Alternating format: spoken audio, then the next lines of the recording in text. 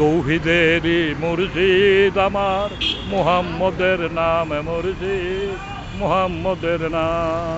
মসজিদের পাশে মোরে কবর দিও ভাই, দূর থেকে শুনতে যেন পাই মুয়াজ্জিনের আসান। হ্যাঁ আছে আছে গজল আছে, ওই যে তৌহিদেরও মুর্শিদ আমার, মুহাম্মদের নাম, ওই নাম জাপলে পরে পাবো আমরা খোদারে কালাম, মুর্শিদ মুহাম্মদের নাম, তাওহিদেরও মুর্শিদ মুহাম্মদের নাম। এটা তো ওনার এই গজল আর কি। আচ্ছা, বাংলাদেশে কি কবি কাজী নজরুল ইসলামের মতন কি আর কোনো কবি জন্ম না, আর কোনো দ্বিতীয় কোনো প্রশ্ন এটা। উনি বিদ্রোহী কবি ছিলেন, উনি বিদ্রোহী কবি ছিলেন। আমরা ওনার কবিতা পড়ছি, আমাদের অনেক কিছু তো ওনার থেকে আমরা জ্ঞান নিচ্ছি। মসজিদের পাশে মোরে কবর দিও ভাই, দূর থেকে শুনতে যেন পাই মুয়াজ্জিনের আসান। ওনারে এখানে মাঠে দিচ্ছি, কিন্তু আমরা তো স্বাধীনভাবে ওনার যারা তো করতো। আর একদিন আসি ফিরত গেছি, ওখানে সব খুলতে মানে বন্ধ করে রাখলো কেন? মানুষের জনতার জন্য তো একটু আইনটিক্যাল বাস্তুগুলো একটু খুলে দিবে। ওনারা কয়েকজন আসি সকালবেলা ফুল টুল দিয়ে ওনারা চলে গেল। আর আমাদের তো, আমরা যারা পাবলিক দূর দূরান্ত থেকে আসি, আমাদেরকে তো কোনো জায়গাতে সুযোগ দিল না। এটা কেন খারাপ লাগতেছে না? আমরা কত দূর থেকে আসছি, মিরপুর পূর্ব মণিপুর 2 নম্বরের থেকে আসছি। আমরা ট্রেনে আসছি, পায়ে হাঁটিয়ে এলাম, এখানে কিছু পথ পায়ে হাঁটিয়ে আসি, কিছু পথ ট্রেনে আসি। আমরা কষ্ট করে আসি, তো একটা আবেগ আপ্লুত হয়ে আসছি।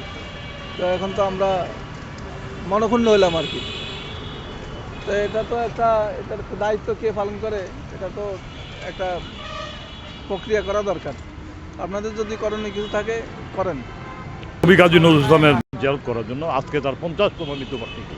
আমি অত্যন্ত নিজেকে সৌভাগ্যবান মনে করি যে 1976 সালে যখন ইন্তেকাল করেছিলেন এই পিজি হাসপাতালে, তখন ওই সময় ওনার জানাজায় আমি অংশ নিয়েছিলাম।